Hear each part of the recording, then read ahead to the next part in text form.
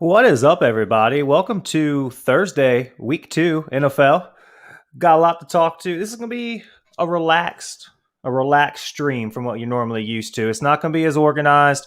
Look, the Washington football team has the Thursday night game. We're going to talk about that matchup a little bit. But hey, week 1 was weird. Like weird, right? And that means that there's a lot of teams that have some things to air out. I'm talking to you, Aaron Rodgers and the Packers. What was that? What was that? I'm talking to you, Atlanta Falcons. I'm talking to you, Tennessee Titans. I'm talking to you, Jackson. No, we didn't expect anything out of Jacksonville, but there is some stuff that Jacksonville put on the field that we did not expect to see. A lot of intricacies. If you watch football, a lot of upper management decisions that are coming to fruition a little bit here. And I'm excited to have a good friend of mine, Ryan Kirsten's going to come on the show here in a minute, and we're going to talk about the Jacksonville Jaguars. I've already got some people in the waiting room. Love to see that. So this is open for everybody. If you've got a team that you want to talk about your grievances from week 1, hit that button, get on in here, or hit us in the comments section. If you want to talk trash to a division rival because your team won and they didn't, I've been hearing it from Philadelphia Eagle fans all week long. Like, we care about the Eagles, but whatever. They've been giving it to me all week long. Just hit that button, jump on in, I'll let you in. But I promised a guest to talk about the Jaguars, Urban Meyer, and whatever his next fake ailment might be. So I'm going to bring on my man, Ryan Kirsten. Ryan, man, how you doing?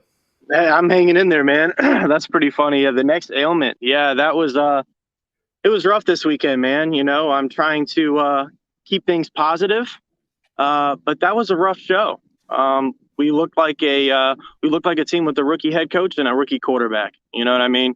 Right off the jump, you had a delay of game and an illegal formation, first drive. I mean, right off the rip. So I think it's definitely one of those things where it's going to be a learning curve for him. But man, it was pretty rough. Defense couldn't stop anything. That's a great introduction. We're going to get to the Jags a little bit here. I'm going to bring on my other friend here, Josh Gregory, a fellow HTTR fan for life. We will say that until the day we die. Josh, how are we doing tonight, man? Are you with us, Josh? You're live on the air. Josh is not with us. All right, so let's talk about it. Let's talk about the Jaguars. You mentioned some stuff. You know, you look like you got a rookie head coach. What I saw was something that we've seen throughout sports history, and that was amateur level sports do not work at the pro level. You can't do the same thing that you did at college and expect it to translate to the pro level. See Nick Saban, right? Didn't work. Steve Spurrier, didn't work. John Calipari, didn't work, right? You can't go into a locker room of grown men and approach it the same way you approach it when you're dealing with college athletes. It's different. It's different that these kids are getting, these dudes are getting paid now. This is their livelihood. And listen, when you've been playing football at the level these kids have been playing since the age they've been playing, and they get to the NFL and make it to that level, they can sniff BS from a mile away. All right. And my personal, here's, and I'll let you run with this because I know you've got stuff you want to get off your chest. But for me, always, the Jaguars season was over the second he let Tim Tebow in that practice facility. He had no business being in there. Like, you can't. Is there any other athlete in the world with a free pass like Tim Tebow? The dude just says what sport he wants to play and what position, and they say, "All right, here you go." I don't think there is. I think he kind of falls into that category of a guy, especially think of that market. You know, he's from the area. First of all, I think Urban's like, dude, we got a national championship together. I feel like it was one of those things that, I don't know, but you owed him one, but he gave him a tryout, man. He didn't make it. First time the cuts came around, he was gone. But I hear your point by it. I'm sure there's other guys in the free agent pool that wouldn't have costed you too much to try and bring them in or wherever it was. But it was a distraction more than it was anything else. So, I mean, you saw the tape. He looked awful. So it's kind of hard to defend him. It was kind of hard to defend him. The block kind of sent me. He had that one play where in the preseason he was open. I thought he was going to get a reception. I'm just cheering for him in that aspect. You know, he tried. But even Tavon Austin, who didn't even he got hurt before we even started, took a reception from him in the preseason. I'm like, I think that might be it for him. So, sure enough, man. When we talk Tim Tebow and we talk his career, which you can't even really say football career at this point because he's had a career in several sports now. Right. When do we cross the line of idiocracy over to jealousy? Because if you think about it, he's living the dream, man. For Like sure. the dude says, I want to play professional baseball. The Mets say, where? Let's do it. The dude says, I'm done with baseball. I want to be an announcer. SEC Network says, when and where? Yeah. I know Bill Belichick's probably the greatest football coach of all time, but I think now, 13 years later, is a good time for me to be a tight end. I'm going to try it. And the NFL goes, there you go, bud. Like, who else gets the pass like that, man? Is it I don't know jealousy that he's it. living the dream, or is it just idiot? I mean, look, at least the Mets were honest. Spring training, we're trying to make money off this kid. And he was cool with that. He gets to live his baseball dream. He beat out a dribbler to first. That's fine. Like, he hit a couple home runs, whatever. Then he got the call for one spring training and just got shut out when he got to AAA, which is, now it's really AA, but he got the call up and it didn't work out. But I mean, is it jealousy, or was that really just a bad move? Yeah, I think it was a bad move in this aspect, only because I literally I didn't understand the hate at first. I'll be honest. I thought, like I said, with the market, I thought you bring him into that locker room. A lot of guys looked up to him, so I thought maybe it wouldn't. A lot of people are saying the other players are going to not like it. That's the problem. I was like, well, maybe they don't mind, being around a college football legend. I mean, you can say a football legend still with him, obviously. But yeah, it was a mistake, man. When you talk about the jealousy, I mean, the guy's got everything going for him. I think he does a great job, actually. I love watching him on College Game Day. I thought he was great. He's had a couple good tidbits on there. I think that's going to be his niche, though. He's a hell dude. He looks jacked. I mean, he looks like he could move on to bodybuilding next, or do something like that. But yeah, GQ. I mean, what's next? So no, I'm happy for him that he got the tryout. But I hear where you're coming from. A lot of other guys that could have been there, trying to make a roster spot. So. But I think the Jaguars' issues are way, way deeper in the tight end position. I mean, especially you think about Urban Meyer runs more of a spread offense. We're not necessarily needing, like a Bill Belichick 2 tight end set, where we're going to need a tight end. The defense, man, I can't get over it. That was bad. You had a situation where they were getting Tyrod Taylor. Virginia Tech guy, everyone knows what he's about. I mean, I think he's awesome. I think he is more of the backup role, but I mean, he could potentially be still a top 32 guy in the league. So I'm not surprised to see him start and win a game, especially against the Jaguars. But I thought he did a good job. They get him in these third and manageables, and they run these bunch formations, dude. And they were every time one of those guys, I didn't even know Danny Amendola was still in the fucking league. He scored on the Jaguars. He scored a touchdown. Honest. And I didn't know he's still in the league, but they're doing these bunch formations and we could not stop it. They get to a 3rd and 3, 3rd and 4. You could book it. It's a first down.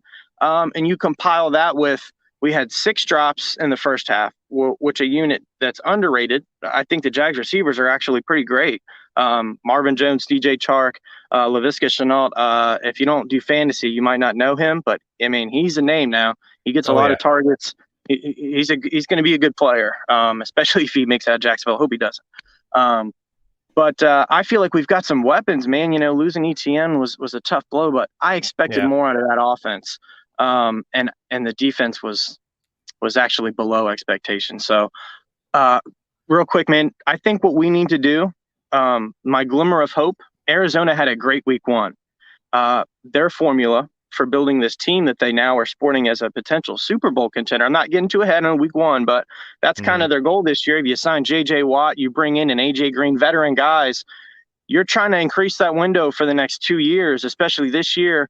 Think about it, man. College head coach Cliff Kingsbury, he's bringing a spread, fast pace, let's get it going now offense with a number 1 overall pick, Kyler Murray. The Jags are kind of doing a similar thing. So it took them a couple of years to get off the ground running. I think they tied Detroit in their first game, so they got off to a little bit of a better start. But tying Detroit's not anything to be super, writing home about that. So I think look at Arizona. I think the Jaguars, small market. There's a lot of similarities there, man. And I think if we can, you know, if we can kind of tie into that, I think we'll be okay. But Urban Meyer does Yeah. worry me, and I'm worried that I'm worried about the next ailment. I did pick up that. I'm definitely concerned. Yeah, I mean, he did come out and say that he was 100% committed to building this organization. He used the Right. right words. He said the right things. But we've seen that before with Urban Meyer. I mean, he looked us Yeah. dead in the face and said he was never going to coach football again because it was killing him. And then he Yeah. went to Fox and started doing an analysis, being an analyst. And then next thing we know, he's coaching again. Yeah. Like, Yeah. And it's a big so step, man. It's huge. It's huge. It's a big step. I We'll think see. with the Jags, I would like to see them employ the Indianapolis method with Peyton Manning. And that is, if we're going to have a quarterback that we believe can be our franchise for, let's say, 10 to 15 years, right? If you can get 10 to Take it 15 years out of one guy in the NFL, your team's good, right? for You're doing sure. a good job. They might not be wins, but at least you don't have to worry at the most important position on the field, right? Right. If you can employ that philosophy, and what I mean by that is keep him upright at all costs. And you look at the weapons they used to put around him, right? I mean, outside of Marvin Harrison and Edgerrin James, they had a lot of role players playing skill positions because all it took was to give Peyton Manning that extra second or two. And he's in the NFL. If a quarterback has 3 to 4 seconds, he's going to find an open man. The defense is at Yeah. such an advantage. They can't Right. jock, they can't jam, they can't jersey grab, they can't cough right now. Like, you can't do anything. Look at what Justin Herbert just did to my football team, right? I mean, the Right. dude had 2.5, 3 seconds, and he was tearing us apart. If you Yeah. keep Trevor upright, and I've always been a big proponent of, look, there are generational running backs, absolutely, but there's not one every generation. A running back is No, only as good as his offensive line. absolutely. Absolutely. So And if you look back put at our money game, there. dude, every good run, holding. Every good run, holding. And so Mhm. James Robinson's a big guy in fantasy, especially when ETN went down. I know a lot of people are disappointed in him right now, but if you go back and look at the game, I don't know if it was some Houston home cooking with the refs or what. Every Mhm. time we ripped off a good run, it could have been Carlos Hyde or Robinson. It got called back. So I don't know if they need to be practicing wearing oven mitts so they're not holding, or if it was bad, whatever. But you can't be one dimensional with a quarterback in his first ever game and expect Mhm. it to go well. And they were, 5 carries for, I think, 25 yards for James Robinson, our lead back. It's not going to cut it. Trevor threw it Mhm. 51 times, dude. That's a 51 lot. times. That's a lot, dude. It's his first game. I mean, I would Right. like to. I just should have pulled that up before I got on here. How many rookie quarterbacks threw it 51 times in their first start? I know only 4 of them, of the number 1 overall guys, have ever won their first start, and there's Mhm. been quite a few of those. So I thought he was going to be number 5. But that was a tall task, man. And there was like 2 drives where he's like starting inside his 10. Yeah, it was. Yeah, I mean, in every aspect of that game, field position, lost. Turnover battle, lost. Well, Penalties, lost. Points, lost, obviously. It's a yeah, lot. Here's my thing with Trevor Lawrence. I'm not taking anything away. I believe that Trevor Lawrence has every skill set necessary to be a yep, successful quarterback in the yeah, NFL.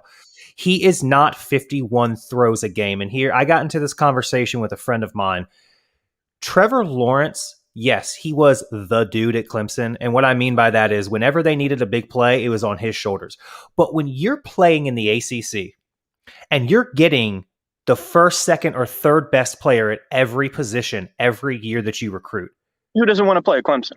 who you're not going to like, let's not act like Trevor Lawrence was challenged. Trevor Lawrence played, let's see, he went to the playoff every single year and for 3 years, and he made it to the national championship twice. So that means he played 2, 4, 5 playoff games. Trevor Lawrence was tested 5 times. That's it. Right, Like, right, I'm sorry, I'm an ACC guy. I'm a big UVA fan. The ACC in football is trash. They don't have to compete with yeah, anybody. So to get him out there and throw him 51 times, like, to me, he's not that dude. And then you look at the weapons he had. I mean, let's go through it. He had obviously Travis Etienne, which amazing pickup by the Jags to make that rookie year comfortable for both of them, right? yeah. Great move, great draft, loved it. Then he gets a list rank. And they Total had Jackman. Mikey Williams. They had like, come on now. The dude just went for like 130 on Sunday against the Redskins, or the football team. I hate that. The football team, right? The Red Wolves, Like, maybe. I look, I'm behind that actually. So okay, so I I don't made a mind it. post of all the final 8. They're all horrible. They're all horrible. I've got 2 comments. I know, One, not why are we harping on red, right? Like, we were the big time. Redskins, not the Redskins. We were the Redskins. This is a perfect opportunity to rebrand yourself and get completely rid of that gaudy, god awful color scheme that we have that matches absolutely, it doesn't even match itself. Like, you can't wear gold pants and a burgundy shirt and look good. I hear you. So, opportunity. But of the 8 that they're between, and keeping it football team is one of them. Red Wolves, I can just see being at FedEx Field, and it's like 3rd and 1, 3rd and Oh 6 yeah, the on the end house. of a drive, and all the fans are howling. I I can like it. see it. I can get behind that if it's If they going to be got the if Red they're if Wolves. they're stuck on red, man, I think that'll work. You know, I got a good tidbit for you. I did a fantasy team this year, and I always try to do it. You know, you got to go with the funny team name. You got to base it around a unit on your squad.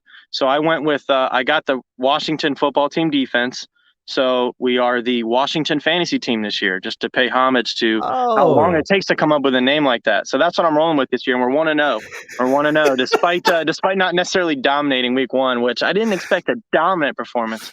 I think tonight might be the night, though. I think I got them playing tonight, so I think hopefully they give me a little 20 piece, maybe some sacks. so despite the intensive hours, days, months of marketing research you did, you were still Right. able to land on a great name like the Washington fantasy team. Yep, and it might stick around for another year. It looks like too, so that's good for both Man, parties. you're not getting paid enough. All right. So one of the things we like to talk about on this show, Ryan, since you're a first time, long time, no time, we like to talk a little gambling. Like to talk a Yeah, little gambling. I've So been trying. love it. We got a game tonight. We got some good bets out there. So I'm going to run through my bets real quick. There's a boost on FanDuel. Antonio Gibson or Terry McLaurin to be the scorer of the first Washington touchdown. You get that at plus 250. Love that. Logan Thomas, anytime touchdown score. Yeah, Took that. Sterling Shepard, anytime touchdown score. That's at plus 330. That's interesting to me because I was like, well, obviously Galladay is going to be up there, right? But who else would score a touchdown with those odds? And then I go and I see right. Darius Slayton's all the way down at plus 700. And I'm like, really? I would That's think worth a shot. it is worth a That's shot. worth a shot. I didn't take it because I took a shot on somebody else. I'll get to that in a second. So I took Sterling Shepard to be an anytime touchdown scorer by plus 330.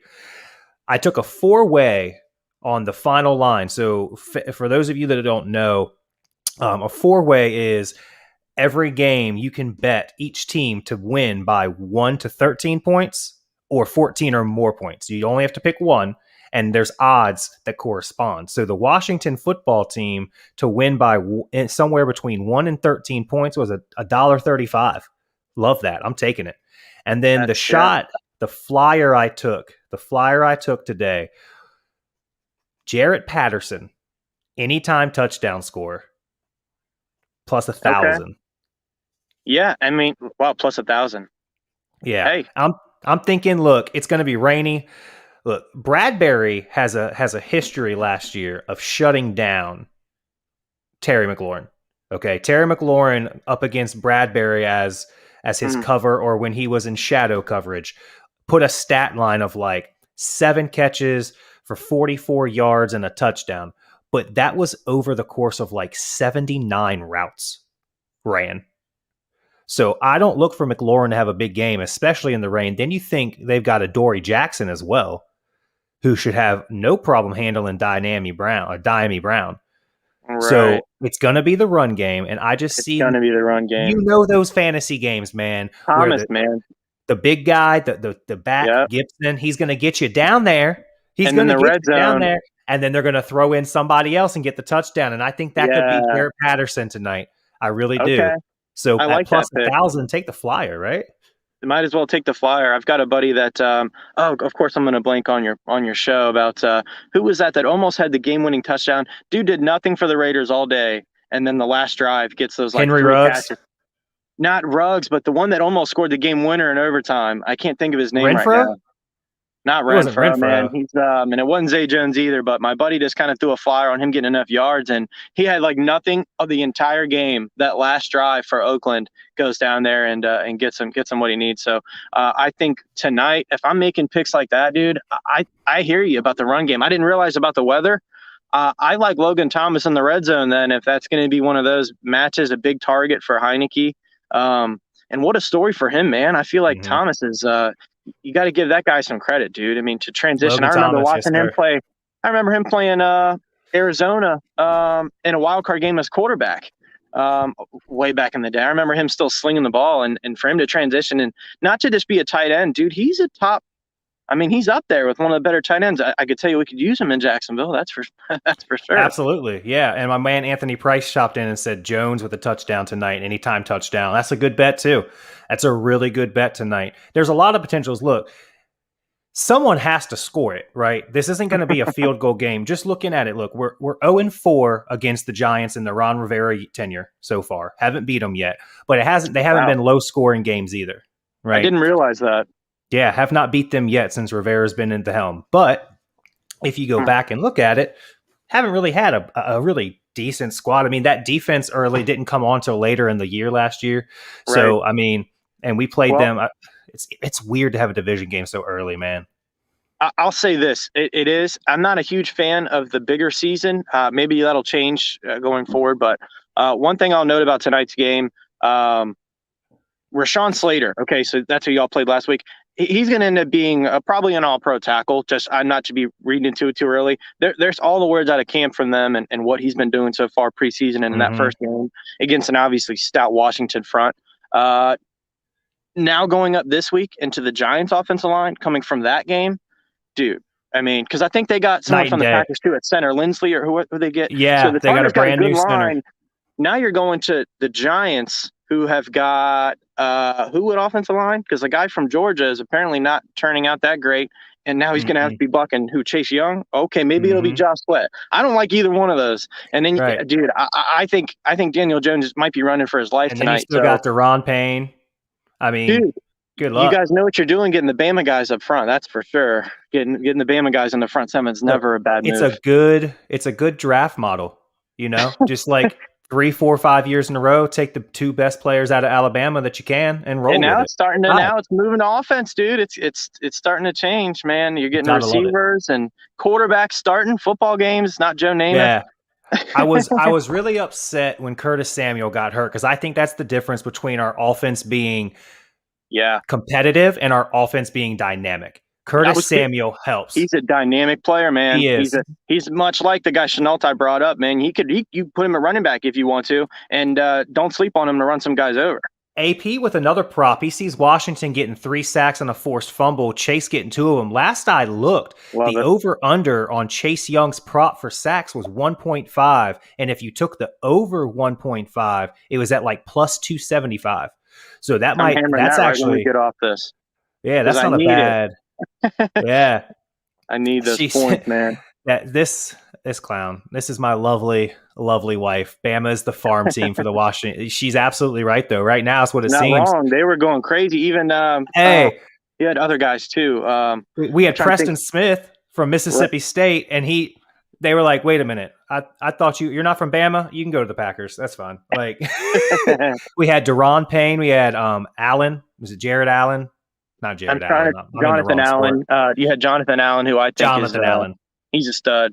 Deron Payne. You guys had another. He's kind of like a hybrid linebacker safety from Bama too, man. And like I said, I should have done my homework. We had Clinton Dix for a season or 2. He was there. He bounced around everywhere. I think we're the only team he hasn't played for now. So talking about linebackers, I'm going to talk about my football team here for a second. Jamin Davis. Okay, Jamin Davis. Florida. When we Kentucky. Did he go to Kentucky? I knew Blue. He went to Kentucky. Okay. Yeah, blue and white. He was a Wildcat. And when we drafted him, and they showed his ability, the first thing I thought was, dude, if we had a linebacker like 6'4", 245, can run about a 4.5, 4.6, like if we had him against Tampa Bay, the way they beat us, not saying on any given day, but the way that they beat us only by 8. We was a 1-possession game, and we had an opportunity. But that Tampa team is phenomenal. But if the way that they beat us underneath and out of the backfield, I was like, dude, if this dude is everything they're showing, he's the difference maker, because that's where Washington's been getting beat a lot over the years, is not having athletic. Like, look, Boston, I love you, dude. you're like at best a backup linebacker, right? Right. And then who? I'm blanking on the other guy, but he. You got another vet, don't you? We do, and I want to say Fletcher, but it's not. I know it's not Fletcher. I'm just blanking right now because I got so many thoughts going through my mind. But when I saw Jamin Davis, I was like, dude, next level. Finally, we got our defensive line straight. Thanks, Alabama. Mm-hmm. We got some experience we got out of the free agency in the backfield. We got the shutdown corner from Cincinnati, who has basically got his side of the field covered. He's like Darrelle Revis 2.0. And I'm like, dude, yes, it's time. I am, and I know it's early. I'm underwhelmed by Jamin Davis so far. I mean, I'm pretty sure I watched 3 plays on Sunday that he blitzed the wrong hole. Yeah. There was no I understand that there's like overload blitzes, but not like literally they would run a stunt in the middle and then he would blitz the middle too. Like you're not telling me they're sending 3 dudes at the same hole. Right. Yeah, that's never good. Yeah, no, I get you that way. Stop it. I felt the same way. Miles Jack, that same kind of fast hybrid style linebacker in Jacksonville. It's kind of the same way. I feel like he's had some up and down years. I'll tell you what, it doesn't matter if you don't have that front because then they're just overwhelmed. And a lot of these guys that are like, you look at Houston, they've had Cunningham's been the tackle leader the past 2 years. Well, they have not been. They've won the AFC South a few times with Watson making plays, but that's really not a great thing. If your guys is having to make that many tackles, means your defense is on the field, a lot of other things like that. So it's kind of hard to, not overthink it like you're talking about with Davis. Give him a little bit of time because Miles Jack was kind of the same way where you're like, okay, dominate, and there's really only a few players that do that every week, and one of them is Aaron Donald. And a lot of people were saying stuff about him. I feel like he always gets the bad rap because he's double teamed all night. So they're like, oh, he only had a half sack. What's he doing? So, not every player is going to dominate. Especially week 1. I look for y'all to really make some noise this week because all signs are the Giants O-line is not doing so hot. So let's transition into the review of tonight's game, a little bit of a preview. So looking at our schedule, there are not a lot of easy games on this schedule. I mean, we got to play the Packers, we got to play the Bucks, we got to play the Chiefs, we got to play the Saints. Like we've got to play some squads, right? So there's not many. You don't want to say easy wins in the NFL because that's disrespectful, but this should be an easy win. If your defense is what you say it is, right, it should give the Giants everything they can handle and then some. And Taylor Heineke doesn't have to do much at all, right?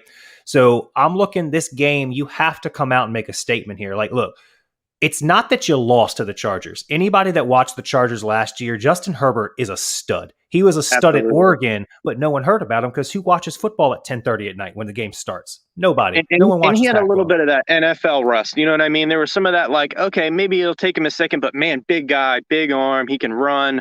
It looked like a prototype that you need to polish. And then right off the jump, he's like, okay, this guy is what everyone should have wanted the whole time.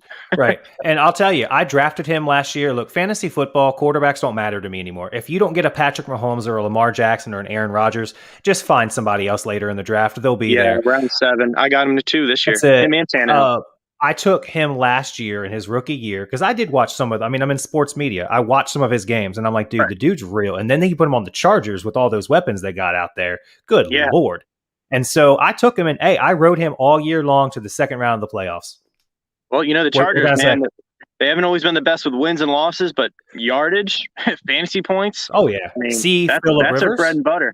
See, like Phillip Rivers, I would like to know the stat for most touchdowns and yards without a Super Bowl. How about forget a Super Bowl? Did he even ever make it to the NFC Championship? I don't think he ever made it to the AFC Championship game.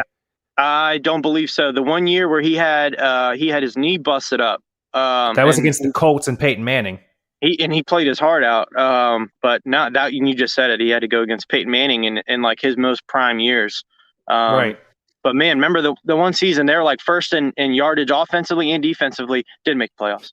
Like, how does that happen? So we say all that to say back to the original point here. For me, it's not how Washington lost. It's not that Washington lost on Saturday. It's how they lost, right? Like, get off the field on third down. At one point in the game, LA Third and was 13. 14. They were 14 of 18 on third down conversions. Like, you That's can't have a top 5-7 defense in the league and be given. no. And then all you got to do after that horrible fumble by Antonio Gibson, like, that to me is a flaw, right? You've got to know we just turned the ball over in the Chargers just turned the ball over in the red zone. Everyone's fists are going to be flying on every single run play trying to punch that ball out. And I'm cool if you just get stripped, right? Here's what upsets me about that fumble. You are fighting through a stack of 4 dudes to gain an extra half yard when we've already lost 2 on first down. First down. It wasn't even like it was 3rd and 1, and if we get it, the game's over. It was first down, and you're trying to fight through 4 dudes for an extra half a yard. Just go down. If it was one guy, cool. It's the whole team, just go down. So we do that, and then we have a great punt, get the Chargers backed up, and we get them 3rd and 16 from the 13-yard line. All you got to do, look, you get this stop. They punt the ball. You're looking at what, the 50? Maybe your own 45. You're basically 2 first downs away from field goal range. Up at that point, we were up 4. Or we were up 7, something like that. I don't remember what we were up, but we were up. I think it was 4, I think. 3. It had to have been 3 because when they scored the touchdown, they were up 4. So we were up a field goal. And, hey, a field goal ices it. Run some clock out, right? Right. Nope. And what made me upset, I understand drop coverage. I understand prevent. I get that. Every single defender was behind the first down marker. First down marker. I was getting ready. I think it was Allen. What are we doing? They let him come up and turn around and stop at the first down marker. I watched it live myself. I have to bounce around. Being a Jags fan, you can't keep it locked on the Jags game. You got to bounce around. That was I wanted to tune in to see y'all clinch it, man, and I watched that play. First thing I saw. Anthony makes a good point here, which, look, I hate to say, this dude right here beat me by 0.5 of a point week 1 fantasy and has been talking mad crap all week. And look, he's got the ultimate argument, right? He won. True That's enough. fine. That's fine. But you know who else won week 1? The Eagles. And they're not legit either, Anthony. So I'll see you again this year. But anyway, that's a great point. If we've seen it once, we've seen it 1,000 times. Washington gets a good opening drive that stalls out on the 30, and we kick a field goal, and we lose by 4 or 5. Touchdown would have won it. My wife is the residential stat team, and she's coming in heavy. He played in one AFC championship game in 2007. Played with a torn ACL, and it was Brady. I knew it was Peyton or Brady, but it was Brady. Let's talk about that real quick. How many Super Bowls, if Tom Brady would have gotten drafted by an NFC team, how many Super Bowls does Peyton Manning get to? Oh, wow. Well, I mean, goodness. I mean, I don't see anyone in his way. Callie, I know you're out there watching. Do me a favor. Find out how many times Peyton Manning was eliminated by Tom Brady and the Patriots. Because that's the answer. Right. Yeah, that's what I mean. That many times. You didn't have that many other things in his way. The Ravens defense back in the day, stuff like that. But I mean, the dude was just so smart. You got to realize I watched him at least twice a season. That's if I'm just watching the Jags games. And I mean, you couldn't do anything about it, man. Him in his prime, there's nothing you could do. There's something to be said about that. I know Brady's the GOAT. You got to say that forever now. He just won another one his first year. But in terms of dissecting a defense, the guy's got to do something other than the alternate broadcast on ESPN. Yeah. He needs to be in somebody's program, dude, because that guy is, I mean, right. And you top that off with he's throwing the deep ball. You couldn't hand it to Marvin Harrison or Reggie Wayne better down the field, or I mean, at the end of his career, he's throwing to guys. I can't even think of, like, Austin Collie. Like, I can think of the name of Austin Collie because he burned us on these slot, little inside routes, man. I mean, oh my gosh. I believe in our kicker. I guess we're talking about, I didn't know we were both Washington fans. If you're talking about our kicker as in Dustin Hopkins, the answer is no, I don't. I don't. There's just something like, here's the thing. with Dustin Hopkins. If you're down a touchdown or more, he'll make it from 65. You, if it's a ball game, it's 50 He won't 50. he won't keep you in it. It's 50 50. If he's got to make a field goal in a tight ball game, it's 50 50 whether it goes in or not. And if it goes in, 90% of the time, it doesn't look like it is. Like, it's just, he's shaky. He's shaky to me. Yeah, and with those long field goals, Urban Meyer, I think it was one of our first drives, tried a 55-yard field goal. I think it was our second or third drive of the game. Tries a 55-yard field goal, first kick of the year. And Lambert, who's been money, coming off an injury from last season. Okay, hey, buddy, first kick. Let's go from 55 yards. No extra points, no nothing. They send him out there.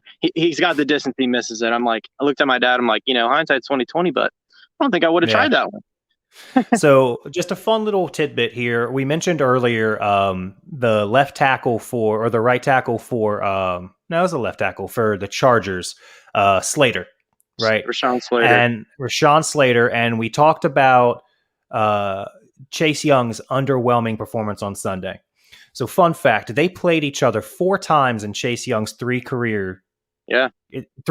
Chase's 3-year career at Ohio State. And all 4 times, Slater dominated him, and it wasn't close. Dude, the guy's a stud. He's not going to get legit. He's the only bright spot on that entire offensive line. He's a stud. I think it's Lindsley. Corey Lindsley is. I'm pretty sure is who the Chargers got this year to try and help keep Herbert upright. And that was one of the funny thing about that. That was one of the dominoes for Aaron Rodgers' whole thing. He didn't want to see him leave Green Bay. But yeah, dude, no, Slater's a monster, and Young is too. That just shows you Slater was every bit worth that first round pick. And if I was Cincinnati, I would have taken Penei Sewell this year instead of Jamar Chase for that very reason. We'll see how he turns out. But so we talk about Peyton Manning a little bit. So the one thing I will say,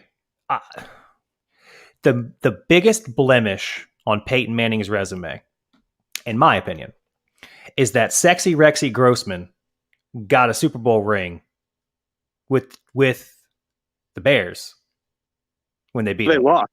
Well, okay, he stopped Rex Grossman from getting the Super Bowl ring. Is that what you're saying? I thought Chicago beat them in that Super Bowl. You're going crazy. They got the opening kickoff touchdown with Devin Hester, but that was Manning's first.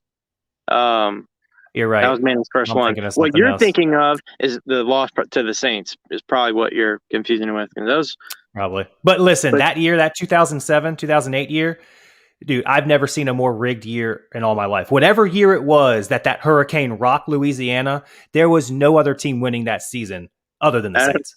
No, I mean, rigged or whatever, you're absolutely right. But that was Drew Brees at peak Drew Brees. He was still in his prime. He had more. We're not talking about height, right? There. We're not talking about his height because he was always been 6 and a buck. yeah, exactly. Yeah, not even that. It's just his ability to dissect defenses with intense accuracy. It wasn't even so much his brain like Peyton Manning. He was just so accurate. He could unscrew a Gatorade bottle by throwing a football. Right. I mean, he's just that accurate. Those are the old school fantasy commercials, if you remember those. But absolutely.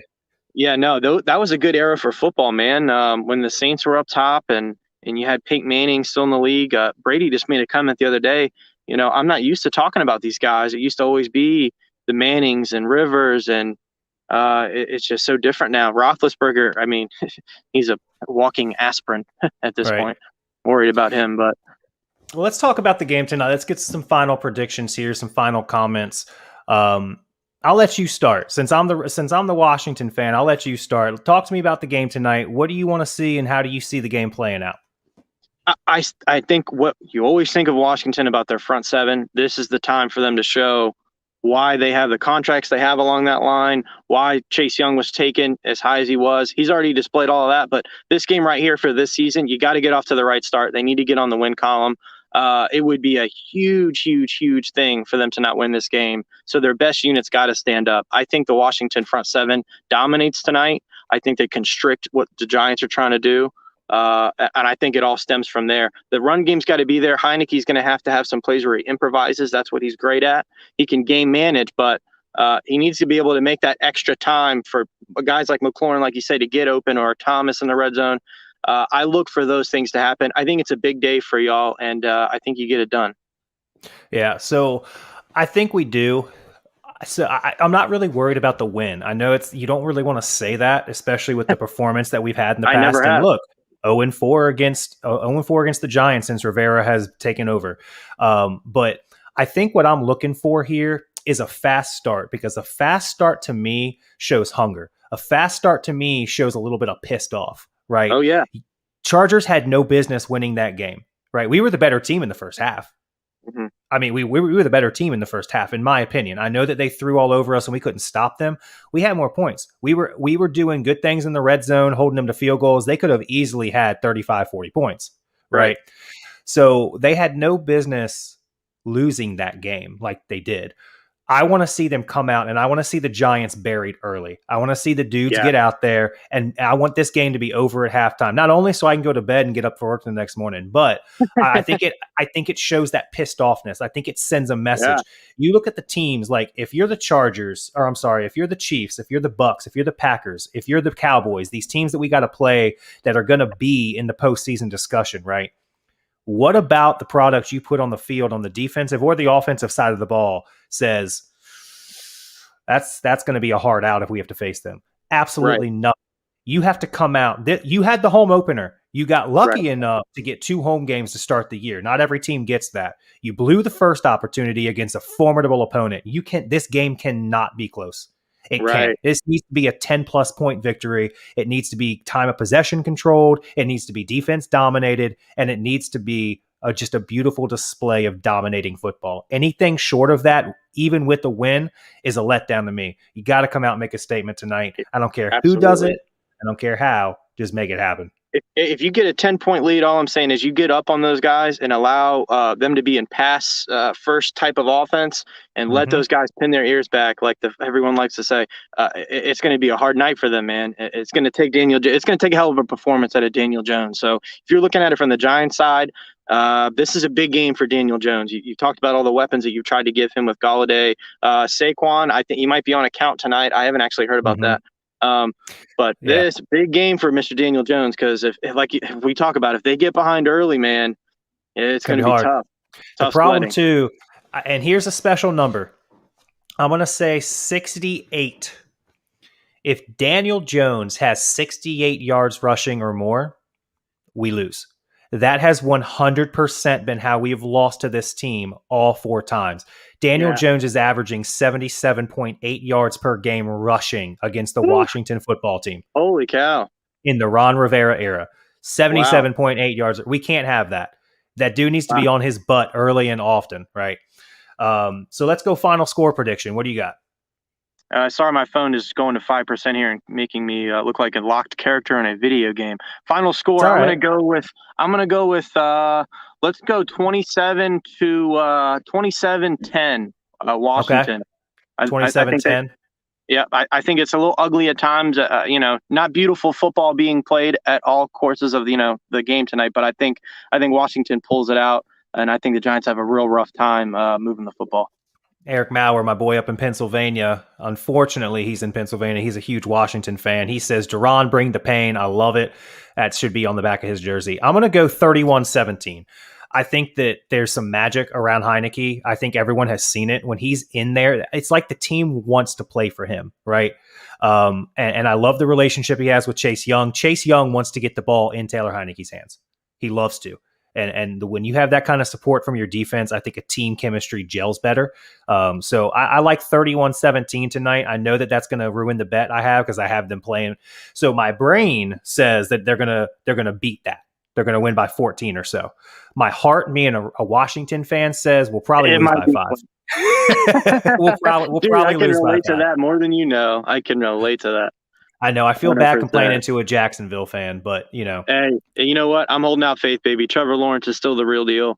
I'm holding out faith, man. I'm gonna keep looking at Arizona. I'm gonna keep looking at them. Look at the model that they've built. Another team. Look, real quick before we get off. I think if they don't make it to the playoffs and win a game, Cliff Kingsbury might be out. They're all in this year. I agree. No, I think it's at least, like you said, I'm not saying Super Bowl or bust for his job, but playoff and a win. You don't bring JJ Watt, you don't bring AJ Green, the older vets on if you don't think you can win it this year. So to not get a playoff win, Oh yeah, that would be rough. That would be, you Yeah. might be looking. I mean, Urban Meyer might try to get in there. Who knows? All right. Well, special thanks to my boy Ryan Kirsten for jumping on. Everyone in the comments, thank you so much. This will be up on Spotify, Apple, anywhere you get your podcast. Look at Sports with BJ. We'll be there. Thank you for being here, Ryan. Josh Gregory, sorry the audio didn't work out. We'd love to have you anytime. Everyone enjoy the game. Kickoff's at 8:20. 8 o'clock, the live game stream thread on Sports with BJ on Facebook goes. We can talk about the game in the comments all night long. Hopefully it turns out with a Washington dub. For Ryan, I'm Brandon of Sports with BJ. Y'all take care and enjoy the game. Thank you, buddy.